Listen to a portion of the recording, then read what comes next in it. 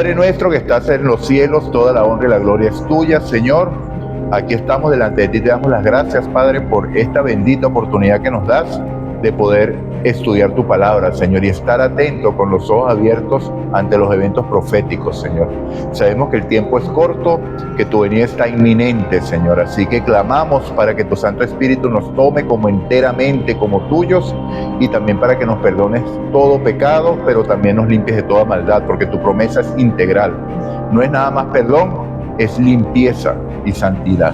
Así que clamamos a ti en el nombre santo de tu Hijo Jesús. Amén y amén. Bueno, mis amados, se tiene por título, como le dijo el hermano, hace falta otro porque estas creo que son 26 láminas. Esto es nada más noticias, más que todo. Noticias en cuanto a profecía. No va a dar chance de ahorita en este día, no va a dar chance de hablar sobre el remanente. Pero yo les voy a adelantar algo. ¿Ustedes creen que como está avanzando el tiempo, las profecías se tienen que cumplir por el tiempo porque hay un tiempo determinado? ¿O creen que las profecías están avanzando porque el remanente está ya preparado? ¿Qué creen ustedes que es? No estamos preparados. ¿Usted cree que no? ¿Quién da más? Deberíamos sentirse ese despertar, y es algo que me preocupa primeramente por mí mismo y por Ok, amén. O sea, yo creo que depende de nosotros, claro, y Dios pone su pauta. Okay. El reloj de Dios marca la hora. Ok, perfecto. Ok, entonces las profecías están avanzando y ya vamos a ver, o deberíamos haber visto algo, vamos a ver si hay chance por lo menos de encapsularlo. Ok, el remanente profético, el avance profético y el remanente de Dios. Como texto base vamos a usar Apocalipsis. Aquí estoy entre hermanos y todos sabemos que hay dos bestias, ¿sí? Una que surge del mar y una que surge de la tierra. Entonces ahorita vamos a enfocarnos en esta primera parte, la bestia que surge del mar. Vamos a Apocalipsis capítulo 13, vamos a leer versículos del 1 al 3 y dice así: me paré sobre la arena del mar. Otra vez. Y vi subir del mar una bestia que tenía 7 cabezas y 10 cuernos, y en sus cuernos 10 diademas, y sobre sus cabezas su nombre blasfemo. Versículo 2, y la bestia que vi era semejante a un leopardo, y sus pies como de oso, y su boca como boca de león. Y el dragón le dio su poder, su trono y grande autoridad. Y vi una de sus cabezas como herida de muerte, pero su herida mortal fue sanada, y se maravilló toda la tierra en pos de la bestia. ¿Okay? Entonces tenemos claro, sabemos quién es esta bestia, ¿sí? ¿Cómo? Vamos a ampliar un poquito más. ¿Quién es esta primera bestia? Vamos en Daniel 7, porque sabemos que Daniel y Apocalipsis son libros que se complementan, ¿sí? Entonces en Daniel 7 habla de estas características. De hecho vimos que Juan lo ve como una bestia que tenía cabeza de león, cuerpo de leopardo, o sea, la ve como una bestia. O sea, Juan no la ve de la misma forma que las vio Daniel, porque Daniel ve primero un león, después ve el oso, después ve el leopardo de 4 cabezas, después una bestia espantosa y terrible. Entonces, hago una acotación, voy a ir atrás para ver, porque Juan lo ve de manera regresiva, o sea, desde el Imperio Romano hasta el Imperio Babilónico. O sea, porque él ya está en el Imperio Romano, él ya está en la 4ª bestia. ¿En qué bestia estaba Daniel? En la babilónica, ¿cierto? Entonces, Daniel nos las presenta desde Babilonia hasta el fin del mundo. Entonces, por eso es la diferente perspectiva. Ok, vamos a Daniel capítulo 7. Después de esto miraba yo en las visiones de la noche, y aquí la 4ª bestia espantosa y terrible y en gran manera fuerte, la cual tenía unos dientes grandes de hierro, devoraba y desmenuzaba, y las obras hollaba con sus pies, y era muy diferente de todas las bestias que vi antes de ella. Tenía 10 cuernos. Mientras yo contemplaba los cuernos, he aquí que otro cuerno pequeño salía entre ellos. Y fueron arrancados 3 cuernos de los primeros, y aquí que este cuerno tenía ojos como de hombre y una boca que hablaba grandes cosas. Versículo 9. Entonces tuve deseo de saber la verdad acerca de la 4ª bestia, que era tan diferente de todas las otras, espantosa en gran manera, que tenía dientes de hierro y uñas de bronce, que devoraba y desmenuzaba, y las sobras hollaba con sus pies. Versículo 20. Asimismo, acerca de los 10 cuernos que tenía en su cabeza, y del otro que le había salido, delante del cual habían caído 3, Y este mismo cuerno tenía ojos y boca que hablaba grandes cosas y parecía más grande que sus compañeros. Y veía yo que este cuerno hacía guerra contra los santos y los vencía. Versículo 23, dijo así. Él está preguntando sobre la cuarta bestia y el ángel Gabriel le responde: la cuarta bestia será un cuarto reino sobre la tierra, la cual será diferente de todos los otros reinos. Y toda la tierra devorará, trillará y despedazará. Y los 10 cuernos significa que de aquel reino se levantarán 10 reyes, y tras ellos se levantará otro, el cual es ser diferente a los 3 primeros, y a 3 reyes derribará. Y hablará palabras contra el Altísimo, los santos del Altísimo quebrantará, y pensará en cambiar los tiempos y la ley, y serán entregados en su mano hasta tiempos y medio tiempo. Entonces, estos versículos los entendemos nosotros y sabemos de quién están hablando, ¿no? O profundizamos allí. ¿Qué creen ustedes? Un recuentico, ok. Entonces vemos que cuando el Imperio Romano, que representaba las piernas de hierro, ¿verdad?, quedan desmembrados. ¿Por qué? Porque el Imperio Romano se debilitó de tal manera que fue dominado por tribus bárbaras. Okay. Y fueron 10 tribus bárbaras que, si mal no recuerdo, son los alamanes, los suevos, los anglosajones, los francos, los burgundios. Estaban también los érulos, los godos y los ostrogodos, y creo que uno que se llamaban los bárbaros también. O sea, si mal no recuerdo, estoy ahí parafraseando. Yo tengo el estudio, pero no traje eso porque... Y vemos, exacto, que 3 de estas tribus eran arrianas, que eran los érulos, los godos y los ostrogodos, si mal no me equivoco. Y entonces, esas 3 tribus bárbaras no permitían, estas 3 tribus que eran arrianas, no permitían que este cuerno pequeño prevaleciera mientras ella existiera. Entonces el cuerno pequeño prevaleció cuando derribó a esos 3 que eran arrianos para imponer sus doctrinas. Ajá. Cuando se dice que son arrianos, tenían la ideología de Alejandro Arrio, un monje que las principales doctrinas de él o las principales enseñanzas de él eran en cuanto a Cristo, la persona de Cristo, y en cuanto a la persona del Espíritu Santo.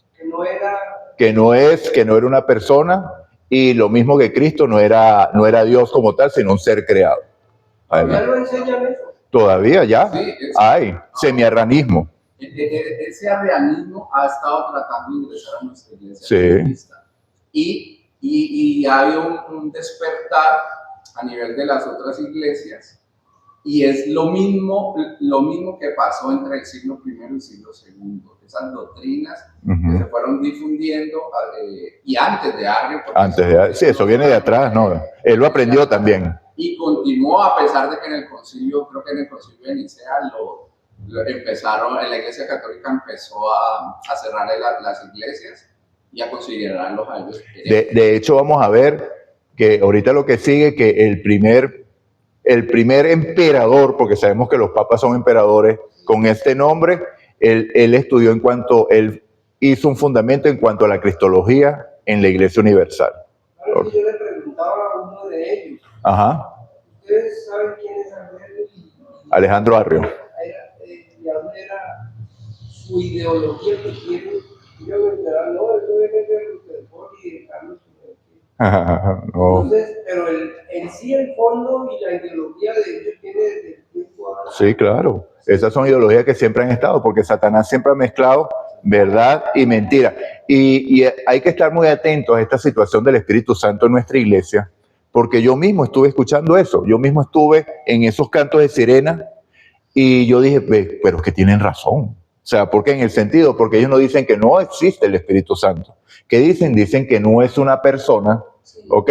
Sino que es el mismo Espíritu del Padre y el Espíritu del Hijo. Y cuando tú lees los versículos que ellos utilizan, parece que es verdad. O sea, porque dicen el Espíritu de Cristo, el Espíritu del Padre, no hay una tercera persona. Entonces, cuando yo me pongo a estudiar y llorando, y porque yo le decía al Señor, esto es un asunto de salvación, esto no es un asunto cualquiera. O sea, si es así, pero si es como nosotros conocemos, es como nosotros conocemos. Y entonces ahí dice, ¿no?, que la doctrina o la creencia de la deidad fue la última que entró a la iglesia adventista, porque todos los pioneros no creían en la deidad. O sea, todo como enlazan ellos la historia, como se crean todas las falsas doctrinas, ¿no? Y entonces, bueno, yo a estas personas les hice una pregunta y nunca me la respondieron. Después por ahí en un video uno me respondió que estuvimos hablando, pero como no había manera de conciliar, lo dejé así. Pero yo le pregunto, ¿cómo es que cuando nosotros vemos Apocalipsis capítulo 4, es la adoración ¿en dónde? En el trono celestial, ¿ok?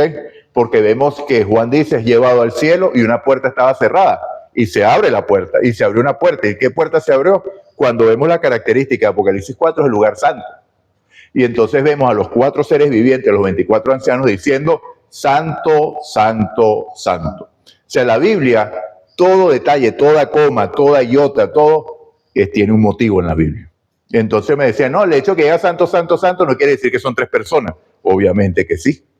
Y entonces después le dije, dado que Satanás imita todo lo que Dios hace, vemos que en la bestia también hay 3 personas.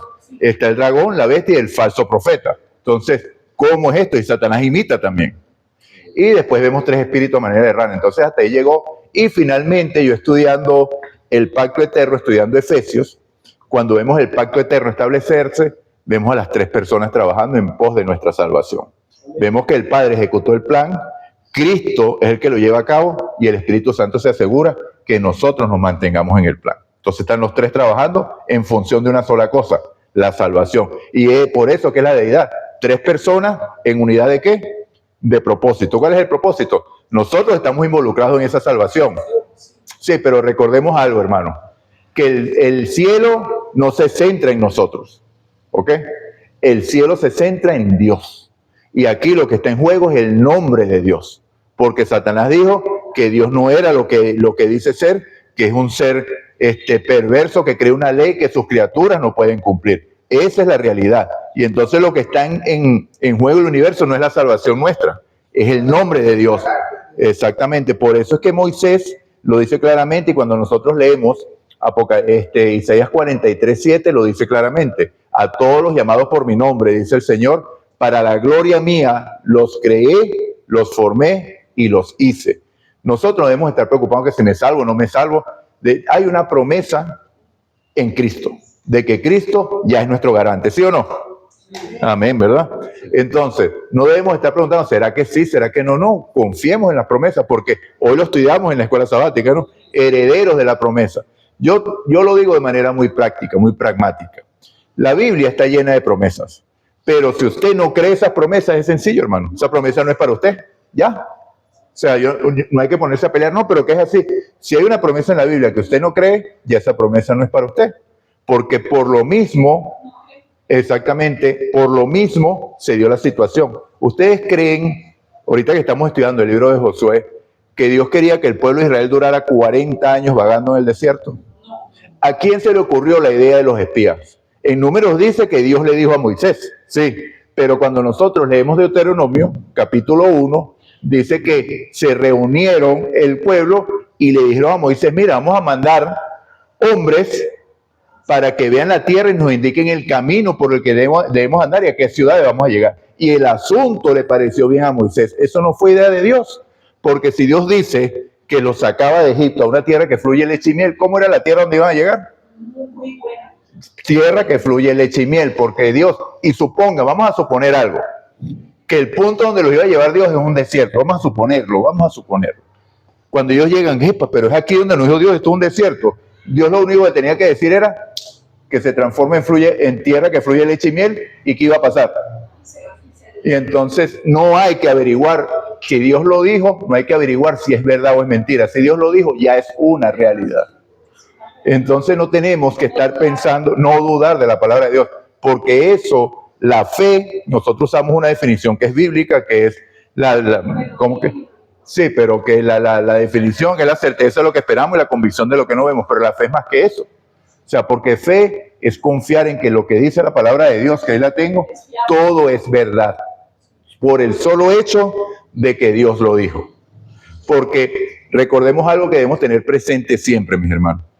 Para Dios no hay tiempo, porque en la eternidad te vas a preocupar de lo pasado, te vas a preocupar de lo futuro. No, mis amados. Para Dios existe un solo tiempo, que es ¿cuándo? El hoy.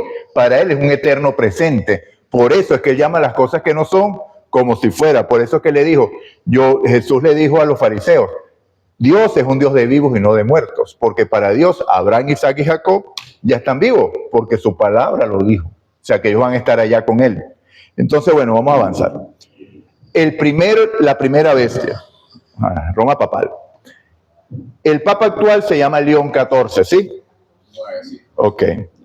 Nombre adoptado por el cardenal estadounidense Robert Prevost, quien fue elegido en el cónclave del año 2025 tras el fallecimiento de Mario Bergoglio. Aquí, como esto lo copié en internet, dice Papa Francisco, yo siempre los llamo ellos por su nombre, porque ni son papas ni tienen el otro nombre. O sea, este hombre se llama Robert Prevost, no se llama ningún León.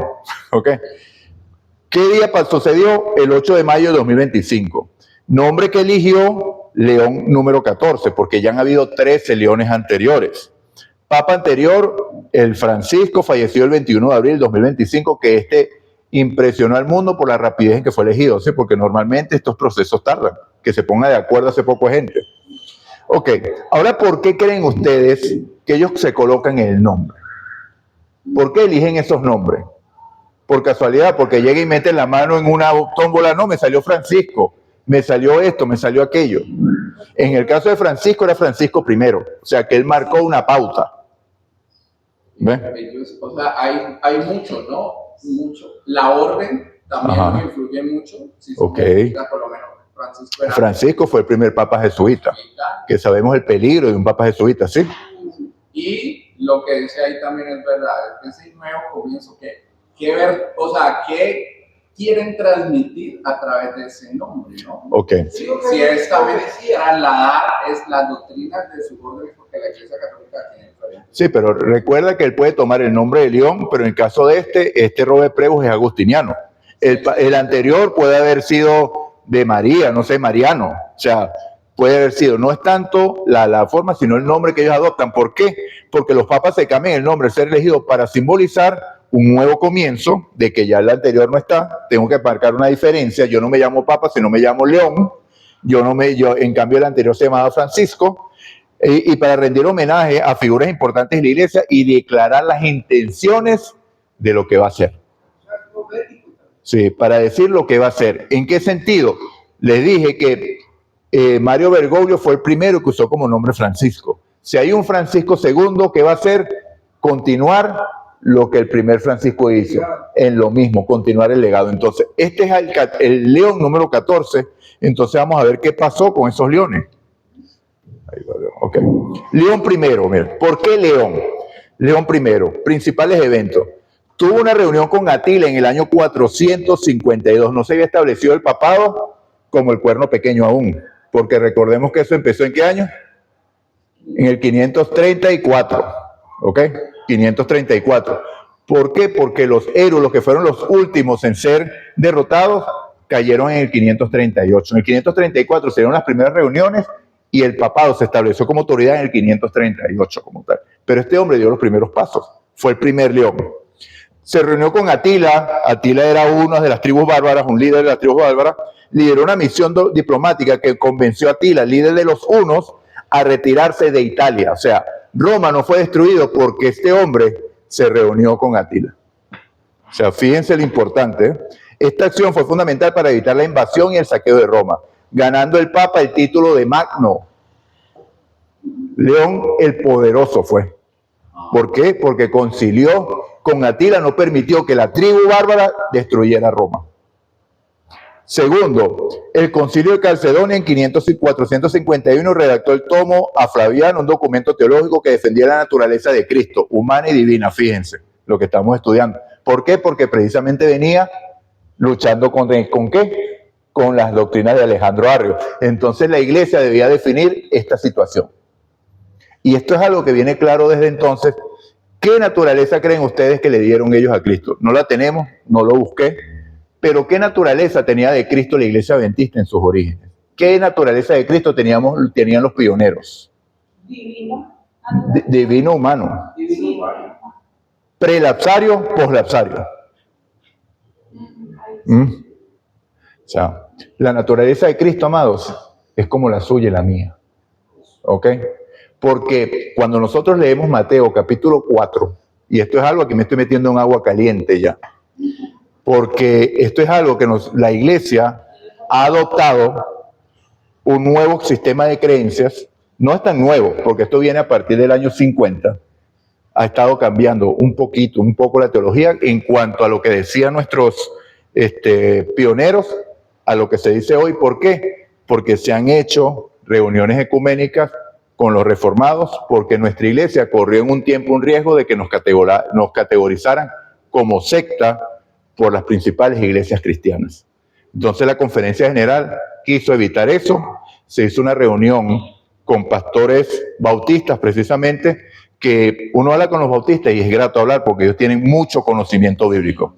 Conocimiento bíblico, pero más extra bíblico, porque leen muchos libros de padres de la iglesia, de no sé qué, y usan unos términos que molinismo, que no sé. Son cosas que no hace falta manejar todo eso. Uno tiene que manejar es la Biblia. Y entonces dicen, ¿y tú que sigas Elena de White? Que sale ese comentario siempre. Entonces, bueno, este hombre, León I, fue importante porque se estableció la doctrina en la Iglesia Universal, que todavía no era romana, estaba fundada en Roma, ya estaba invadida, ¿cierto? Pero todavía no había agarrado ese fundamento. Ok.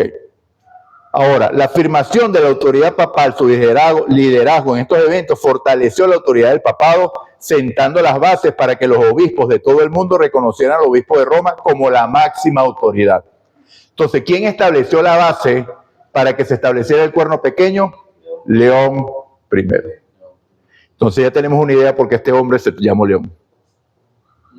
O sea que todo eso tiene, eso no lo sabía. Ok. Una concordancia, el nombre es para seguir la tradición. Exactamente. Ahora fíjense otro León, León X. Entonces, saqué aquí a colación los que tienen cosas más significativas, ¿no? No voy a nombrarlos a todos porque imagínense. León X era el papa que estaba al mando durante la reforma de Lutero. O sea, cada vez que le toca algo importante en la historia, hay un León. Una época brava. Y entonces, León fue el quien condenó a Martín Lutero por sus 95 tesis y lo excomulgó de la Iglesia Católica. El contexto de la Reforma Protestante comenzó cuando Lutero publicó sus 95 tesis en 1517, criticando la venta de indulgencias para financiar la construcción de la Basílica de San Pedro. Respuesta papal en 1520, León X emitió la bula Exsurge Domine, amenazando con excomulgar a Lutero si no se retractaba. Confrontación, Lutero quemó la bula papal y fue excomulgado formalmente en el 1521. Okay. León XIII, otro León. Mire, entre sus cosas más resaltantes fueran en la parte religiosa e intelectual.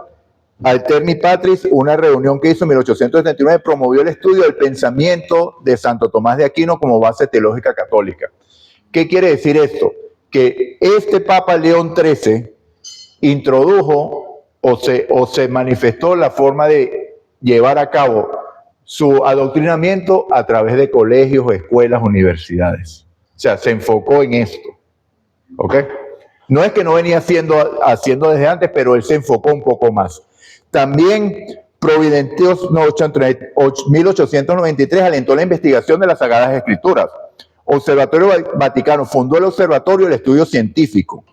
Abrió los archivos secretos, abrió los archivos vaticanos a investigadores por primera vez. Aquí en esta época fue que se conoció los inventos de Galileo, que eso el Vaticano lo había tomado y lo había escondido.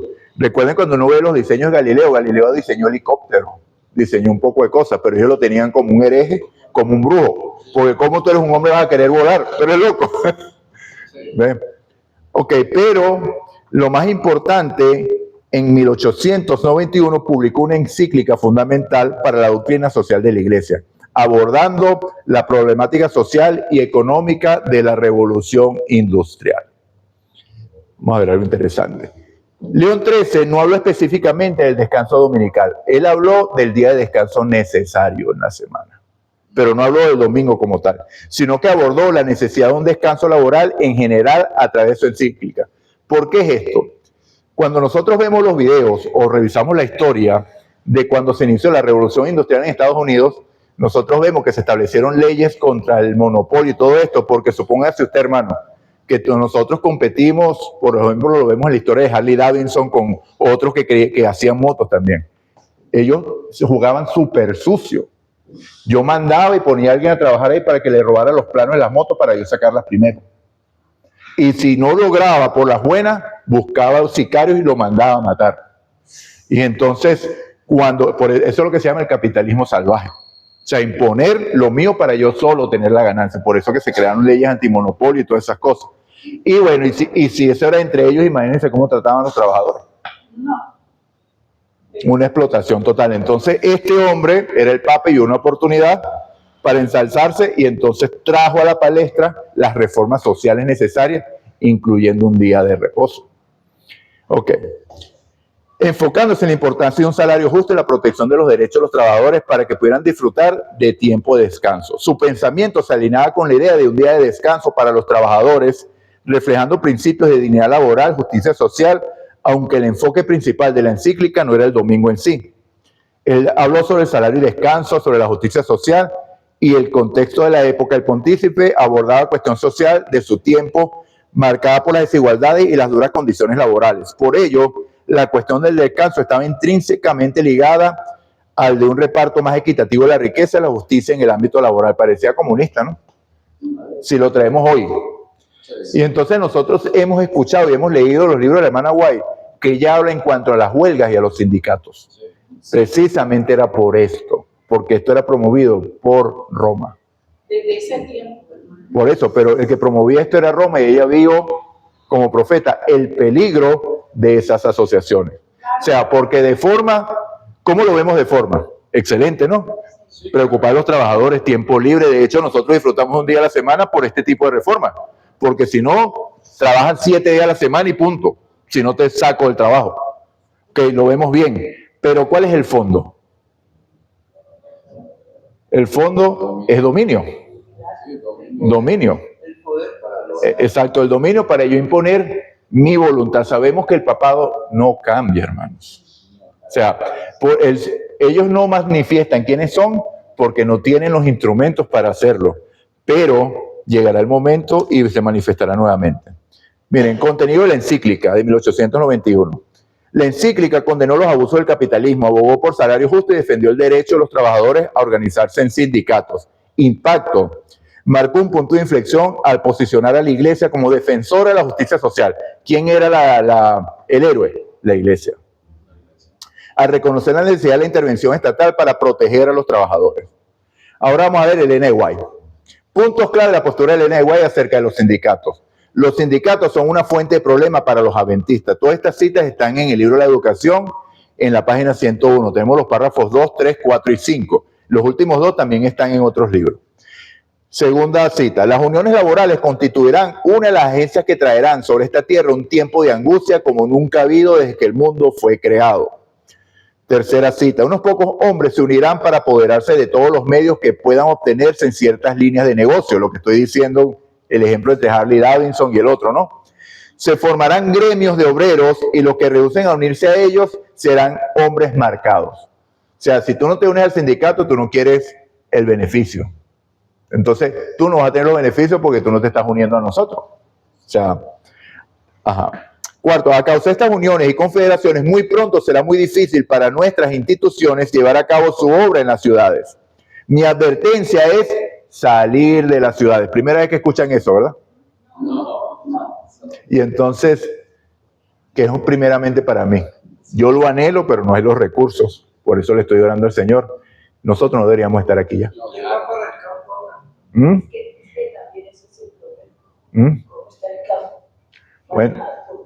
Bueno, mi hermana, pero ahí venimos a lo mismo que hablamos con los espías. Cuando Dios es el que manda, Dios es el que se encarga.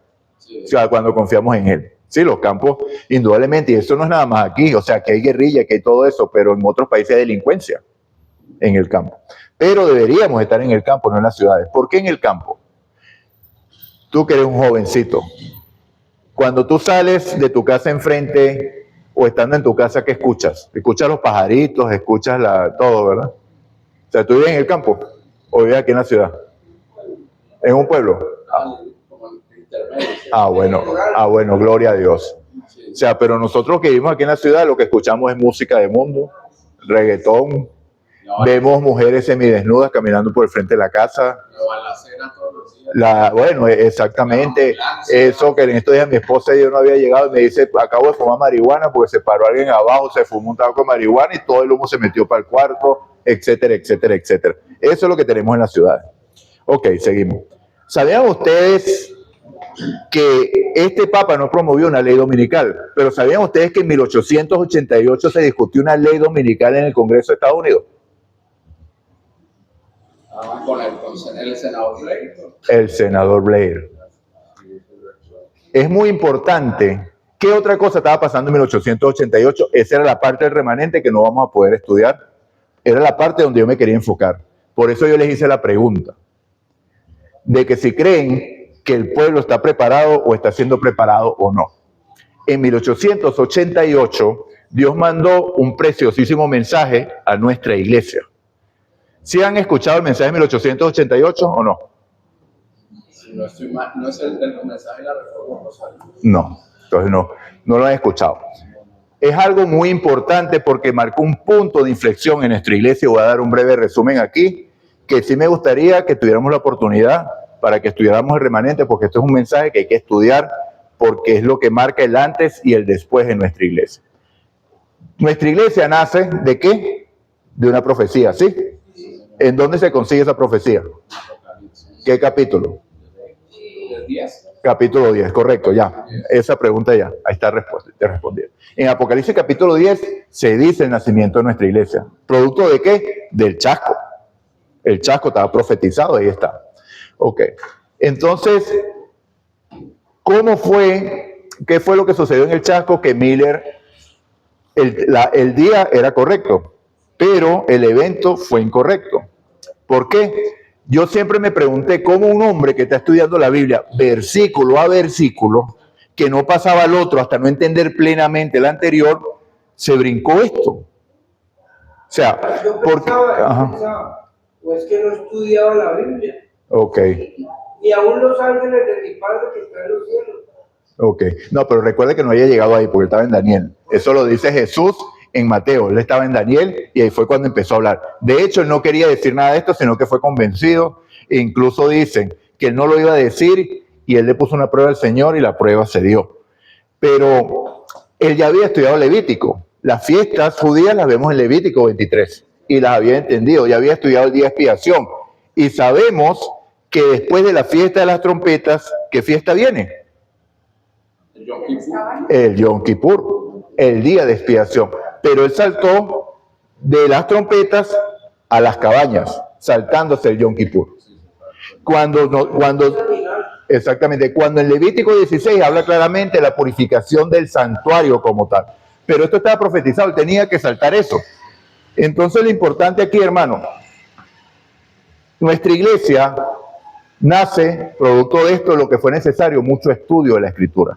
La primera revelación se le da a Hiram Edson cuando va caminando cabizbajo por el maizal y ve la visión que Cristo pasa del santo al santísimo. Cosa que nosotros tenemos que aprender a defender. ¿Okay? ¿Por qué? Porque está saliendo mucha gente de nuestra iglesia diciendo que esas creencias son falsas, porque cuando nosotros leemos Hebreos dice que Cristo entró al lugar santísimo de una vez y para siempre. Entonces nosotros tenemos que estudiar y profundizar, porque ellos dicen que estas doctrinas no se pueden mantener, que lo decimos porque Elena White lo dijo, cuando Elena White no dijo eso, lo dijo Hiram Edson. Entonces, ¿qué hizo la iglesia? ¿Qué hicimos nosotros como adventistas? ¿Qué hicieron nuestros pioneros? Se empezaron a comer la Biblia, a estudiar y a profundizar, y más, y más, y más. Y mi hermano, llegaron a un punto de que la manera de evangelizar de la iglesia no era la manera tradicional. ¿Cuál es el único método que no falla para el evangelismo? ¿El método de quién? ¿Y cuál es el método de Cristo? Quería hacerse como si quisiera hacerse el bien. Ok. Después se hacía amigo y después le decía, ven y sígueme. Yo estoy convencido de que esa traducción no está correcta. O sea, yo no he visto la cita original, porque Cristo no llegaba como quien quería hacer el bien. Cristo llegaba a hacer el bien. O sea, porque cuando yo digo como quien quiero hacer el bien, bueno, estoy fingiendo que quiero hacer el bien. ¿Sí o no? Por eso es un asunto de traducción, no del contexto. Ok, entonces, pero el método que usaba la iglesia adventista para evangelizar y conquistaba a mucha gente, porque ¿a quién no le gusta la contienda? ¿Ah? Cuando se hará una pelea allá afuera, y yo creo que por lo menos 2 o 3 salimos a ver qué pasó. ¿Sí? Y entonces, ¿qué es lo que organizaban ellos? Carpas en diferentes lugares y establecían, hoy vienen los adventistas a debatir contra todos los pastores de todas las iglesias. y no había manera que le ganaran los adventistas. ¿Por qué? Porque conocían la palabra, conocían las iotas y las tildes. O sea, no había manera. Y entonces eso fue creando, mire, esta gente sí sabe, y crearon. Pero cuando nosotros no aplicamos el método de Cristo, nos vamos acercando más a ¿qué? A un legalismo. Porque la Biblia, ¿qué es la Biblia? ¿Palabra de quién? ¿Hay vida en la Biblia? Sí, pero ¿qué otra cosa también hay en la Biblia? Ajá, la Biblia es el ministerio de muerte, amados. ¿Okay? Es vida si usted agarra la Biblia y lo que le enseña lo pone en su vida. Pero si usted agarra y lee la Biblia y aprende esas cosas y no las pone a la práctica, eso mismo lo va a condenar a usted. Porque la ley no son los mandamientos, la ley es toda la Biblia. ¿Ok? Exactamente.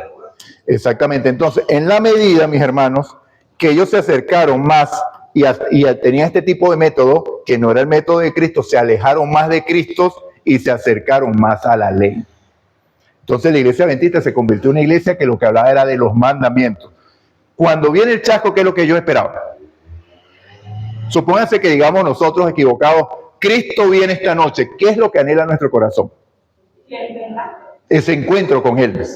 ¿Okay? En la medida que empezaron a estudiar más y se profundizaron más en la Biblia, ese anhelo fue bajando y era el anhelo de conocer para ganar el debate.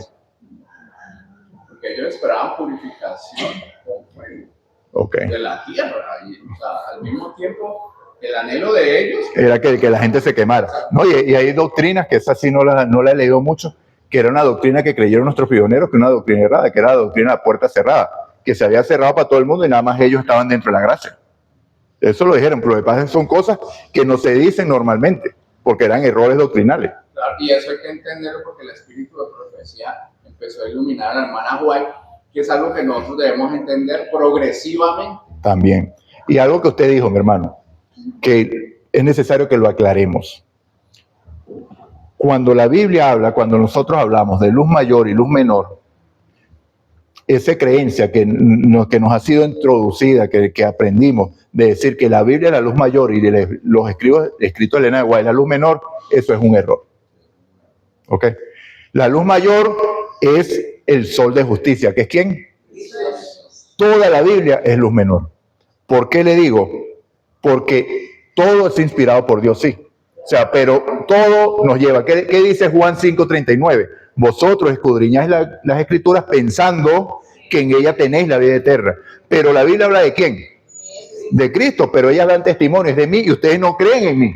O sea, esa palabra lo va a condenar. Yo he preguntado por qué los mayores y los menores que han Eso es invento de la gente. ¿Por qué? Porque si nosotros creemos, y espero que lo creamos, que Elena de White es inspirada por Dios, el mismo Espíritu Santo que inspiró a Jeremías es el mismo Espíritu Santo que inspiró a Elena de White. Porque el Espíritu Santo no tiene escala del 5 al 10. No, Elena de White le inspiró al Espíritu Santo en escala 2 y a Jeremías en escala 8. ¿No? La luz de Dios. Es la luz de Dios, una sola luz. Entonces, eso de luz mayor y luz menor, adelante. Yo hace 8 días tuve la oportunidad de estar en Palmira. Ajá. Entonces conversamos con los hermanos y yo les decía de la profecía de las 2300 tardes y de las 70 semanas determinadas de Daniel. Entonces yo les decía, ¿quién dio este mensaje? Muchos me decían, Guillermo Miller. Yo les dije, no, el ángel Gabriel, a Daniel, por Dios, se lo entregó a Daniel. Daniel escribió y el hermano Miller empezó a estudiar la Biblia y y después en 1844, con los pioneros, la iglesia adventista, hoy en día nosotros también conocemos este mensaje. Gloria a Dios. Entonces imagínate la cadena, es de Dios, es orden de Dios. Orden de Dios. Utilizar sus instrumentos. Ok, excelente. Bueno, mis hermanos, ya quedan 20 minutos, vamos a tratar de... Pero no puedo dejar. ¿Qué sucedió? Nos convertimos en una iglesia legalista. ¿Cuántas veces hemos escuchado de este púlpito que de aquí es donde predica, no? Juan 14:15. Si me amáis... Apocalipsis 14:12. ¿Qué es lo que dice Apocalipsis 14:12? Aquí está la paciencia de... ¿Quiénes? ¿Y guardamos nosotros los mandamientos de Dios? ¿Por qué ese silencio? Faltó el grillo. Esa es la pregunta que hacen los evangélicos. ¿Y quién guarda los mandamientos? No, pero es que, ¿Quién de ustedes sabe? ok, ¿Quién de ustedes los guarda? ok. Siempre nos Pero no son los evangélicos nada más, porque cuando vayamos al remanente, si tenemos la oportunidad, tal vez alguno va a preguntarlo aquí también. ¿Ok?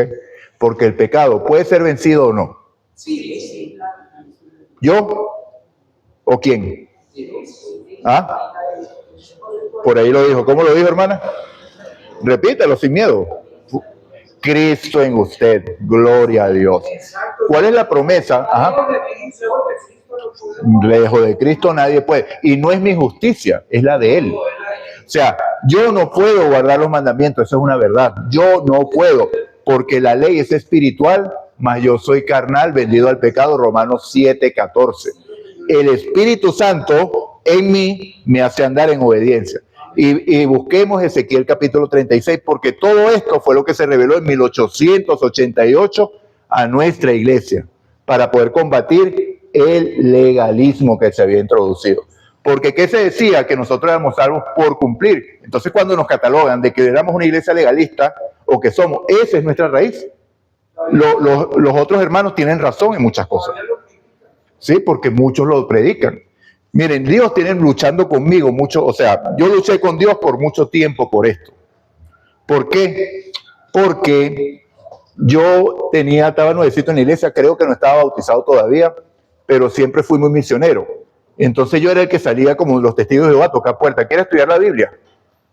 2 veces me dijeron absolutamente no, que eso me sorprendía a mí, porque generalmente la gente se excusa. No, ahorita no tengo tiempo, ahorita no, pero 2 veces me dijeron, yo no quiero estudiar ninguna Biblia, yo no quiero a ningún Dios. De verdad que asusta ese tipo de gente. Lo intimida a uno. Entonces, en la primera oportunidad, vino el libro de Gálatas, que se estudió porque se estudió después, como el año siguiente otra vez.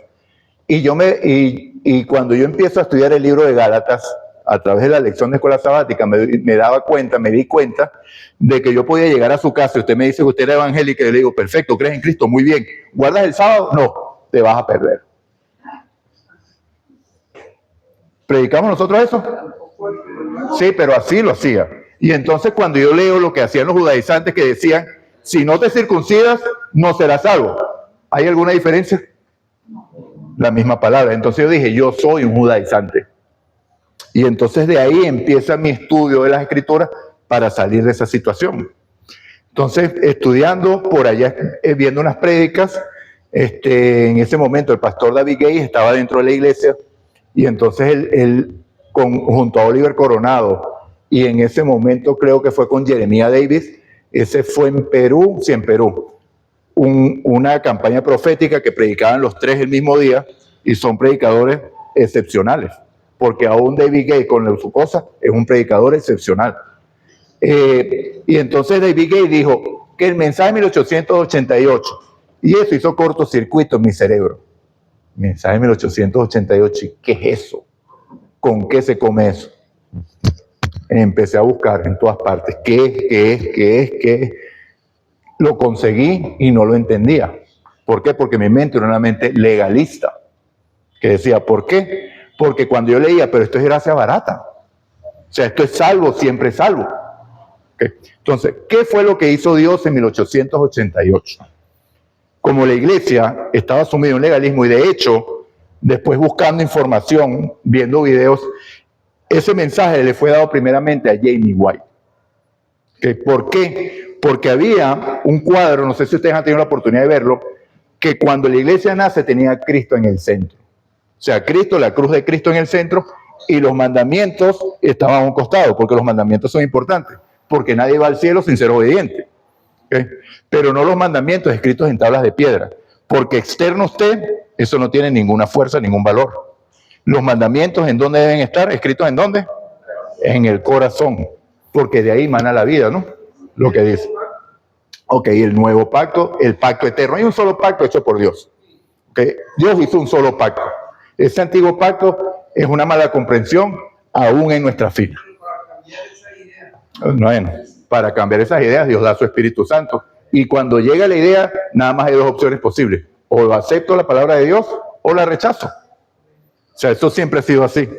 Bueno, entonces para eso la iglesia era completamente legalista. En la medida que pasaban los años, la cruz fue desplazada hacia un lado y los mandamientos ocupaban el centro. En la misma imagen, o sea, la imagen que representaba la iglesia. O sea, fíjense cómo Dios siempre nos da señales. Eran cosas que se hacen imperceptiblemente, porque yo diseño vamos a decir, el afiche de la campaña, y yo no me doy cuenta de lo que estoy haciendo, sino que me parece bien y le pregunto, ¿está bien? Sí, está bien.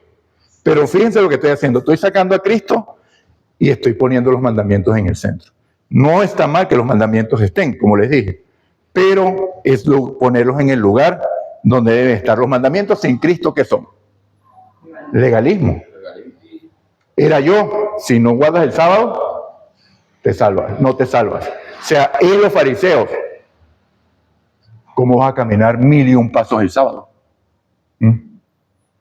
Si caminaste los 1000 pasos, ahí tenías que amanecer. Infringiste la ley. Y eso éramos nosotros. Entonces, ¿qué hizo Dios? Inquietó a Jamie White y él ya había mandado diseñar el afiche nuevamente con Cristo en el centro. Pero Dios, al igual que los 10 espías amados, levantó a 2 hombres, que estos nombres sí los tienen que haber escuchado. El pastor, no, pero en nuestra iglesia, que se hace la similitud con Josué y Caleb. A.T. Jones y Elliot J. Wagoner. Esos nombres sí los tienen que haber escuchado. 2 pastores jóvenes, cuando ellos llegan con las revelaciones al Congreso en Minneapolis en 1888, se armó el despelote en la iglesia.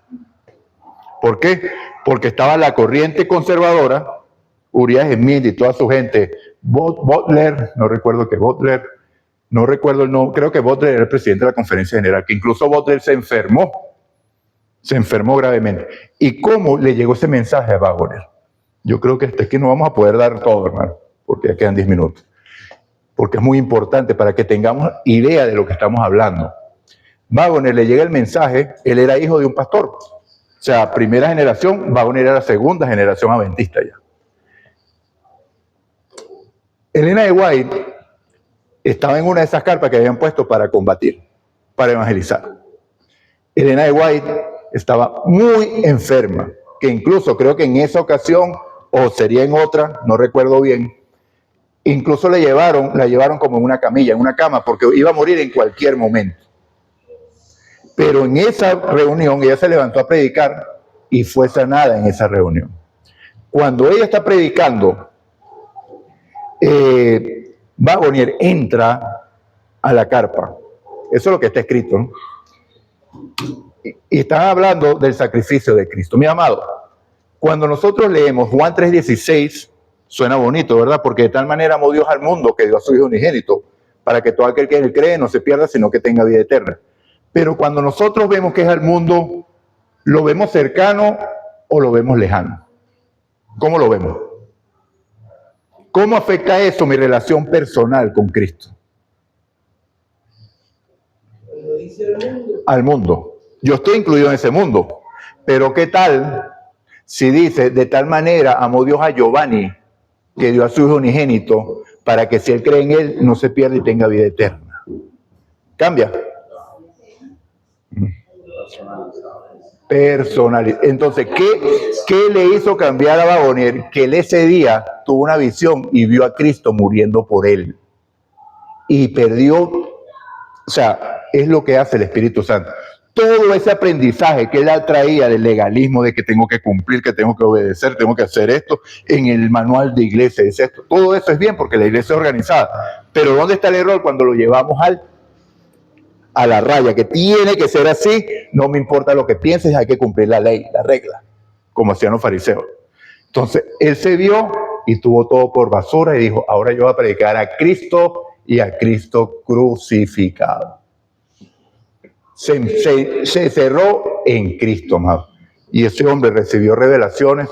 Dijo en Gálatas la situación en 1888 fue porque mientras que los pastores tradicionales decían que la ley de la que habla Gálatas era la ley ceremonial, él decía que era la ley moral. Y es la ley moral de la que habla Gálatas. Y entonces decían, pero es que si tú dices que es la ley moral, entonces estás aboliendo la ley. En ninguna manera. Tendríamos que traer estudios para explicarlo bien. Pero lo que lo quiero llevar aquí es que en 1888 se crea una cisma. ¿Ok? Waggoner era médico, pastor. Jones vivía en la costa oeste, Waggoner vivía en la costa este. Jones había sido militar y cuando consiguió la palabra de Dios se puso apasionado también por la palabra de Dios. Dios los juntó. Cuando estos dos hombres llegan, la iglesia tembló. ¿Por qué? Porque ellos definieron o se redefinió el significado de la justificación por la fe. ¿Qué es la justificación por la fe? Después le preguntaron a la hermana White. ¿Es el mensaje de la justificación por la fe el mensaje del tercer ángel? Es el mensaje del tercer ángel en cierto, dice ella.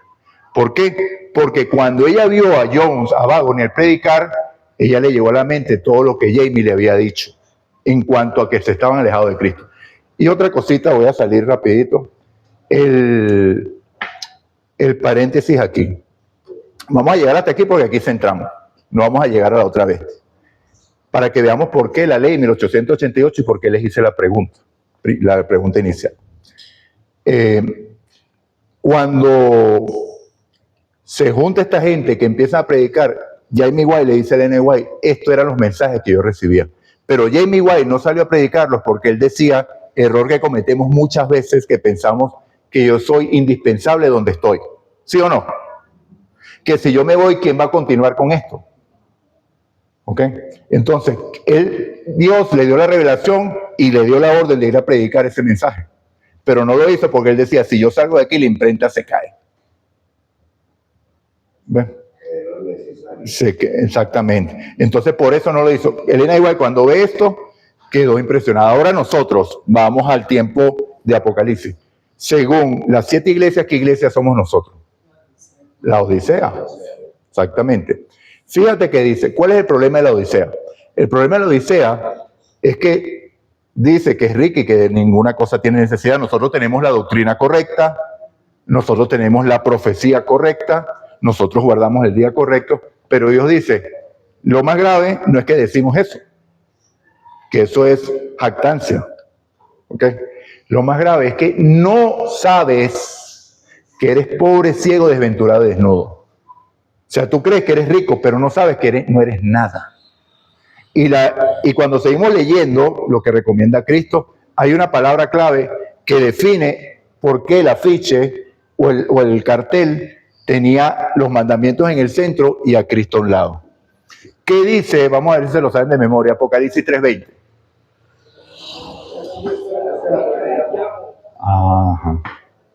Exactamente. ¿Por qué la iglesia se había quedado tan desierta como los montes de Gilboa? Porque habíamos sacado a Cristo de nuestro medio. Y entonces Cristo, el llamado a la Odisea, déjame entrar otra vez. Ese mensaje no es como lo aplicamos para evangelismo, amados. De que no, mira, tú hablas y tú escuchas a Cristo tocando tu corazón. Está bien que lo apliquemos para llevar a la gente a la palabra de Dios. Pero ese mensaje realmente es a nosotros como adventistas, porque tenemos a Cristo viviendo afuera. Cuando nosotros le demos la entrada a nuestro corazón, se soluciona toda la doctrina. Y viene Cristo. Y eso fue lo que hicieron estos hombres. Cuando Elena de White vio a estos hombres predicando y vieron lo que pasaba, donde estos hombres vivían, llegaba el arreglamiento que estamos esperando. Busquen un libro, claro, es ancho, yo no lo he leído completo, sino he visto los videos, que se llama El retorno de la lluvia tardía. Cuando estos hombres predicaron, se juntaron Jones, Waggoner y Elena de White. Donde ellas iban, la iglesia quedaba reformada. Llena del Espíritu Santo. El retorno de la lluvia tardía. Ajá. No recuerdo ahorita el autor. Entonces, el pueblo estaba siendo preparado en ese entonces. Ella escribía, busquen las citas, no las traje porque no, esto era parte de la última parte del video, pero no pudimos llegar y lo estamos diciendo porque el Señor lo quiso así. Ella dice, escribió más o menos en 1895, estamos a punto de entrar a Canaán. Falta poco para que Cristo venga, porque el mensaje estaba avanzando. La prueba, la ley dominical estaba en el Congreso de Estados Unidos. En ese tiempo. Hubo un hermano adventista que murió, no en la cárcel. Hubieron adventistas presos por no plegarse, porque al igual que hoy, había estados que la habían aprobado. O sea, pero para que sea profética tiene que ser una ley nacional. pero había estados que la habían aprobado y no recuerdo el estado que un hermano estuvo preso como que fue 2 meses y contrajo tuberculosis en la cárcel y murió cuando lo liberaron. Pero fue un mártir de la ley dominical en aquel entonces. Entonces, mis amados, Dios estaba llamando a su pueblo y el pueblo se estaba preparando. Y vino la ley dominical, que es lo que va a venir cuando el pueblo esté preparado. Las profecías se están cumpliendo. Vemos a León. Vemos que en el León III se estaba hablando, en el tiempo del León III se estaba hablando de ley dominical. Estamos en León XIV. Ya Francisco puso el fundamento, el día verde. ¿Sí?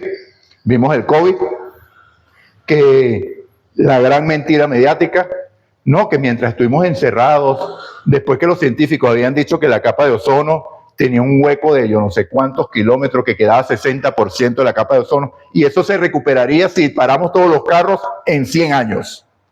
Pero en los 3 meses que estuvimos encerrados en el COVID, se recuperó la capa de ozono. Y los animalitos volvieron a las ciudades. ¿Vimos toda esa noticia? ¿Las vimos, sí o no? O sea, todo fue perfecto en ese tiempo, la gente. Mi hermano, eso es lo único que fue el COVID. No estoy diciendo que la enfermedad no existió, obviamente existió la enfermedad, pero no todos los muertos que murieron en ese tiempo murieron de COVID. En eso estamos claros ya, ¿no? No somos tan inocentes ya. Ok. Entonces, ¿qué fue lo que probaron ellos? Ver qué tan dispuesta estaba el mundo entero a ceder su libertad por miedo. Y cuando dijeron miedo, no, que hay que vacunarse, salimos corriendo a poner el brazo. ¿Por qué? Porque eso me va a salvar. Pero es que eso no te va a salvar. Si te da, me da, pero me da más suave. Entonces vemos que ahí se probó que con miedo nos manipulan. O sea, la sociedad es totalmente manipulable. Entonces, mis amados, Dios llamó a 2 hombres para que la iglesia fuera reformada. Y iba a venir Cristo. Elena de White escribió en ese tiempo que Cristo estaba a las puertas. La ley dominical estuvo a punto de aprobarla. ¿Y quién hizo que esta ley dominical no se aprobara? ¿Alguien lo sabe? Si no han escuchado, bueno, si no han escuchado la ley dominical, Alonzo Trevor Jones, el mismo que usó Dios para llevar el mensaje, lo usó para parar la ley dominical. ¿Por qué? Porque ya no se iba a dar. Porque ¿qué hizo la iglesia? Los dividió. Ahí fue cuando Elena de White la mandaron, usted se me va para Australia. Wagonier, usted se me va para Inglaterra. Y Jones, usted se me queda aquí. Y se me queda calladito. Lo mismo está pasando. ¿Quién es Mark Finley?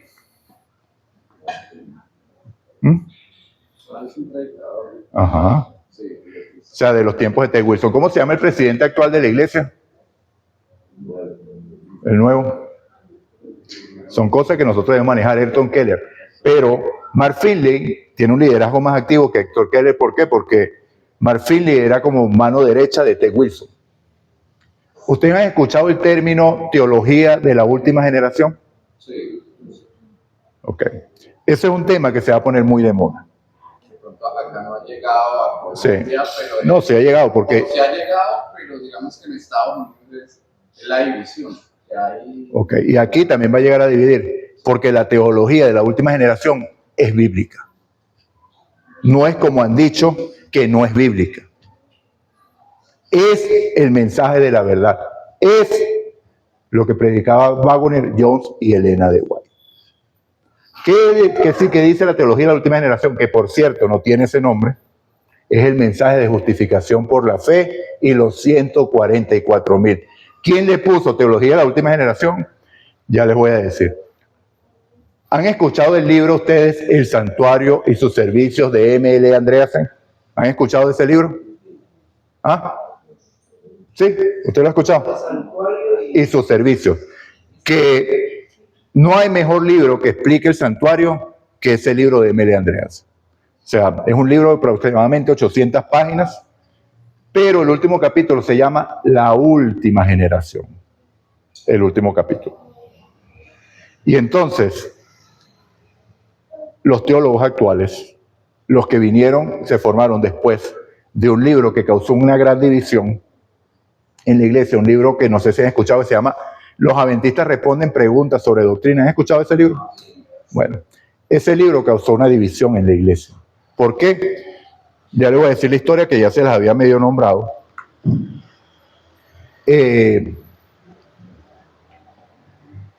Walter Barnhouse y no recuerdo el nombre, Martin, eran dos personas famosas en Estados Unidos, teólogos, que tenían, uno manejaba Barnhouse un programa de radio muy famoso y Martin una revista que se llamaba Eternity.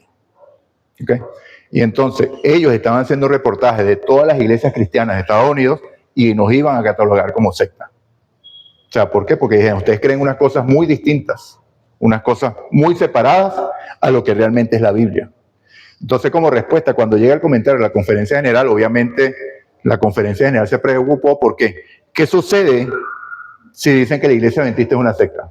¿A usted le gustaría estar dentro de una secta? ¿Qué va a pasar con la feligresía?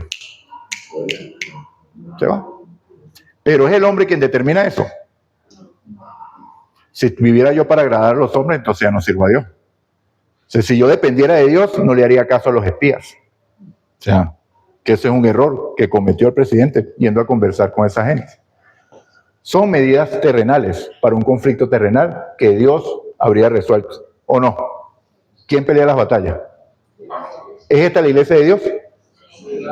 Entonces Dios iba a pelear esa batalla. Pero había que entregarle todo a ¿quién? A Él. Vosotros estaréis tranquilos. ¿Okay? Bueno, el hecho fue, el primer acercamiento que hacen, hubieron una primera conversación con unos pastores, con estos dos señores, Martin y Barnhouse, y le regalaron un libro del Camino a Cristo. ¿Quién ha leído el Camino a Cristo?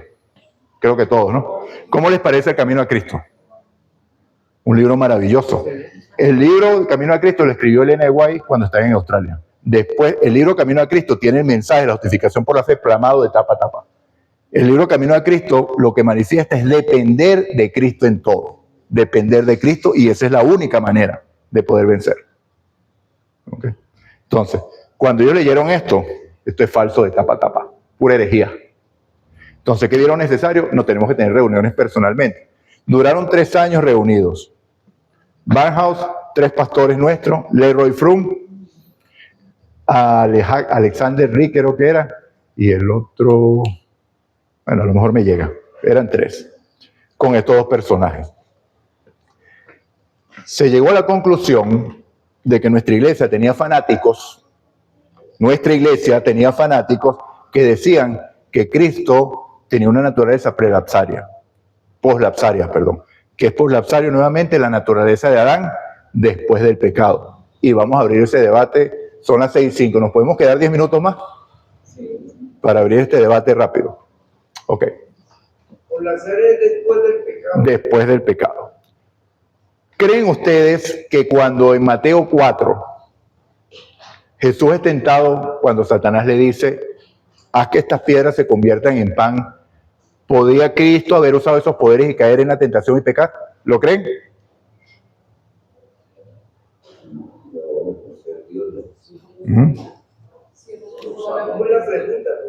O sea, la tentación, Satanás tienta a Jesús.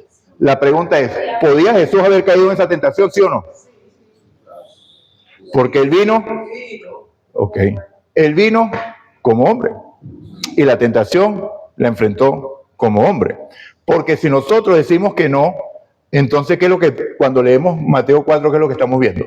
Un teatro. O sea, tú vas a jugar el papel que me vas a tentar. Yo voy a jugar el papel que podría caer. Pero como yo soy Dios, yo no voy a caer. O sea, eso es imposible que yo caiga. Entonces sería un absurdo eso que estamos leyendo en la Biblia. O sea, obviamente, si Jesús fue tentado es porque podía caer. Ahora, con esta otra pregunta. En el Getsemaní, antes de la crucifixión, sabemos que Jesús sudó sangre. ¿De dónde venía la angustia de Cristo? ¿De afuera o de adentro? De adentro. Entonces, ¿podía ser Jesús tentado desde su interior? ¿Estaba siendo tentado Jesús allí? ¿Qué era lo que le decía la tentación? No aceptes la cruz. Pero no se haga mi voluntad, porque él no quería subir esa cruz, sino la tuya. Depender del Padre. Él no quería subir esa cruz porque el pecado le estaba siendo muy gravoso para él. El peso del pecado lo estaba matando estando vivo. Por eso, no porque él tenía miedo a morir, porque él sabía que él iba a resucitar. Aunque Elena de White después escribió que cuando él muere allí no sabía si iba a resucitar, porque no sabía si la carga del pecado había sido tan grande que había causado una separación definitiva del Padre. O sea, Cristo efectivamente te amó, mi hermano. Cristo te amó, Giovanni. Cristo me amó, porque él aceptó hasta perder su eternidad por amor a ti. Entonces, cuando nosotros lo vemos así, ya el legalismo se acaba. Entonces entiendo que si lo amo, guardo los mandamientos. Porque, ¿cómo se demuestra el amor? ¿Por palabras o con hechos? Con hechos. Con hechos. Se ve. Exactamente. Entonces, si yo respondo a ese amor de Cristo, yo puedo entender, a mi suegra no le gusta cuando yo digo esto, pero yo siempre lo digo porque es la verdad. O sea, Cristo murió en esa cruz porque yo lo asesiné. Yo, usted, cada uno asesinó a Cristo, porque fueron sus pecados los que lo hicieron subir allí. Y eso enseña la Biblia. Cristo, Pedro les dijo, a ese Jesús al que ustedes crucificaron. Ellos lo hicieron literalmente, pero yo por mi pecado también lo hice. No fueron los judíos los culpables de la muerte de Cristo, fui yo.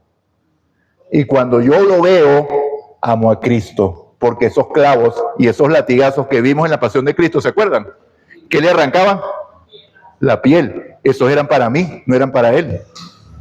Y eso fue lo que vio Wagner. Entonces, cambia su perspectiva del sacrificio de Cristo ahora que lo entiende así. Y entonces cuando nosotros amamos a alguien, ¿le queremos hacer daño, sí o no? Entendemos el sufrimiento que le causamos por el pecado que cometimos antes. Yo no quiero cometer ni un solo pecado más, porque eso causa dolor a Cristo, aunque él no va a morir otra vez, pero le causa un dolor, le causó un dolor que yo no tengo que pasar porque lo pasó él por mí. Pero qué difícil hacer entender eso. Cuando hay un corazón duro, Por eso es un puñado. cuando hay un corazón duro, es difícil entender. Pero cuando dejamos que el Espíritu Santo actúe, él se encargará. La obra es de él, no es mía. Lo que yo estoy haciendo aquí es trayendo la palabra de verdad, únicamente. ¿Cómo le llega eso al corazón de cada uno? Ya eso depende de la relación suya con Dios. Ahí no puedo interferir yo. O sea, simplemente el Espíritu Santo lo hará. Entonces, mis amados, llegamos hasta aquí. 1888, Cristo iba a venir. Dice la hermana White que en 5 años Cristo venía. Cristo vino con su misma naturaleza, hermano. No la diferencia, porque cuando nosotros leemos, si quieren la nota, Romanos 8:3, Hebreos 2:17, dice que Cristo vino semejante, porque no podemos decir que Cristo es igual a nosotros, porque eso es una herejía, porque yo no soy Dios, Él es Dios, ¿ok? Semejante en todo a sus hermanos, porque vino a socorrer, no vino a socorrer ángeles, dice Hebreo, sino a los hijos de Abraham. ¿Quiénes son los hijos de Abraham? Los que creen a la promesa. Vino a socorrer a nosotros. Entonces, fue tentado como nosotros en todo, pero sin pecado. ¿Cuál es la diferencia? Nosotros nacimos según la carne, porque papá y mamá se juntaron y nací yo. ¿Sí? Yo no decidí nacer en este mundo. ¿O sí? ¿Quién decidió nacer? Nadie. ¿Pero puedo decidir nacer de nuevo? Sí. ¿Cuándo lo decido? Cuando acepto a Cristo, no en el bautismo. Ojo. Exactamente, cuando acepto a Cristo y después lo hago público. Cuando acepto a Cristo, nazco de nuevo. Es una decisión mía. ¿Qué diferencia hay entre el Cristo y nosotros que somos semejantes? Que Él se pudo mantener firme y no pecó ni en pensamiento. ¿Que Él nació de quién? ¿Quién engendró a Cristo? Entonces, Él nació en el Espíritu. Y entonces, andando en el Espíritu todo el tiempo, Pablo dice, andar en el Espíritu y no satisfagáis los deseos de la carne. Entonces se puede andar como Cristo anduvo en esta tierra, dependiendo de él. Y culmino con esto. Génesis 3:15, ¿qué dice? Pondré enemistad entre ti y la mujer, de la cabeza y tú de vinagre. Exactamente. Alguien que busque ya para que cerremos. Romanos capítulo 16, versículo 20. Vamos a leerlo rápido. Alguien que lo busque y lo lea en voz alta. Romanos capítulo 16, versículo 20. Y el Dios de paz aplastará muy pronto a Satanás bajo vuestros pies. La gracia de nuestro Señor Jesucristo sea con vosotros. Amén. ¿Sí entendieron el versículo? ¿Cuál es la promesa? Esta te herirá en la cabeza y tú le dirás en el calcañar. El Dios de paz aplastará en breve a la serpiente bajo vuestros pies. O sea, ¿quién lo va a hacer? Dios. ¿Cuál es el instrumento? Yo. Para pisar la cabeza de la serpiente. ¿Por qué? Porque Él, por medio de su Espíritu, dice, la gracia de Jesucristo sea con vosotros. Por el poder de la gracia, usted, mi hermano, y yo, si se lo permitimos, vamos a desarrollar el carácter de Cristo. Amén. O sea, Él va a desarrollar su carácter en nosotros. Y entonces, Él lo va a hacer, pero por medio de usted, porque usted le va a demostrar a la serpiente que sí es posible obedecer la ley en Cristo. Y eso es lo que aplasta la cabeza de la serpiente. Entonces, cuando escuchen que se va a dar ese debate, hermano, en nuestras iglesias, va a haber una división entre teología de la última generación y no. Que la mayoría de los que son dirigentes altos están en contra de esto porque eso lo heredaron del libro Preguntas sobre Doctrina. Porque ¿qué se perdió allá? La naturaleza de Cristo. Y ahora no se enseña que Cristo vino con nuestra naturaleza. ¿Qué se perdió allá? La expiación llegó hasta la cruz. ¿Para qué? Para que nuestros hermanos bautistas pudieran aceptarnos como cristianos. Nosotros dimos concesiones, pero ellos nunca aceptaron el juicio investigador. Ellos nunca aceptaron el N. White como profeta. O sea, fue un negocio ganar, perder. Y entraron esa doctrina a nuestro pueblo. Y la última que entró es el pecado original. Que dicen que el pecado no puede ser vencido porque nosotros nacemos pecadores. Y el pecado está en mí. Y entonces cuando nosotros adoptamos esa doctrina que vemos que la Iglesia Católica solucionó, dándole una naturaleza inmaculada a María. O sea, María necesitaba ser inmaculada para que Cristo no tuviera la naturaleza pecaminosa. Los protestantes lo que dicen que Cristo vino, es Dios, y Él no puede pecar. Esa es la explicación de ellos. Pero no es así. Entonces, ¿qué perdimos nosotros? La naturaleza de Cristo. Perdimos la expiación que ahora llega hasta la cruz. El santuario nunca se nombró en ese libro. Nunca se nombró en esas conversaciones. Y bueno, mi hermano, entonces viene una gran cisma, viene una división. Estudiemos, porque la verdad es que Dios ya tiene un pueblo casi preparado. Y por eso es que nosotros estamos viendo todo esto cumpliéndose. No pudimos ver Estados Unidos cómo está cumpliendo la profecía, que es lo actual. O sea, aquí lo vemos con León. León 13 estaba la ley dominical. León 14 continuará el legado de León 13. Vemos que lo último, el ecumenismo, lo último, la Iglesia Católica, es que bajaron de rango a María, ¿no? Que dijeron ya no es corredentora, pero sí puede interceder. O sea, es una contradicción. Sí, pero le bajan el nivel. ¿Por qué? Porque a nivel, en las reuniones ecuménicas, choca esa idea con las ideas de los musulmanes, pero ¿cómo si tú tienes una mujer ahí redentor con las otras? Entonces hay que bajar el nivel para poder engranar más. O sea, hermano, que lo de León 13 se abre ahora con León 14. Continúa el legado. Recuerde que León 1 dio supremacía al papado. Fundó las bases para que el papado tuviera la supremacía papal. Poder.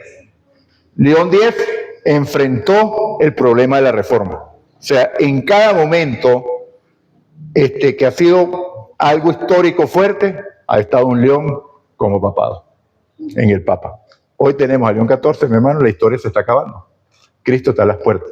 Entonces, en 1888, Cristo iba a venir. En el 2015, en la Conferencia General de San Antonio, Texas, Ted Wilson hizo un video, si no lo han visto, búsquenlo hoy en YouTube. Dice Elena de White, lo que pudo ser y no fue. Que eso fue lo que debió haber pasado en la conferencia en 1893 y Cristo hubiera venido. Había división en la dirigencia. Ella vio una visión que si Jones y Wagner, que estaban allí, Uriah Smith, toda esa gente que estaba allí, se pedían perdón los unos a los otros y se reconciliaban, Cristo iba a venir. Porque se iba a lograr la unidad necesaria para que Cristo venga. Pero lamentablemente no pasó. Que sí depende de nosotros. Depende totalmente de nosotros, pero de aceptar el mensaje de Dios. Aceptar el mensaje, porque Dios lo hace, pero nosotros lo aceptamos, lo rechazamos. Oremos. Si digo otra palabra, me voy por otra idea y no. Oremos. Padre nuestro que estás en el cielo, alabado, glorificado sea tu nombre.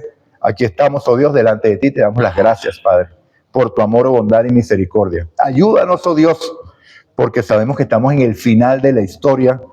Tennos por dignos de poder ser transformados por ti, por el poder de tu Espíritu. Perdona nuestros pecados y límpianos de toda maldad, porque así lo dice tu promesa, Señor. Llévanos a casa con bien, en el nombre de Jesús. Amén y amén.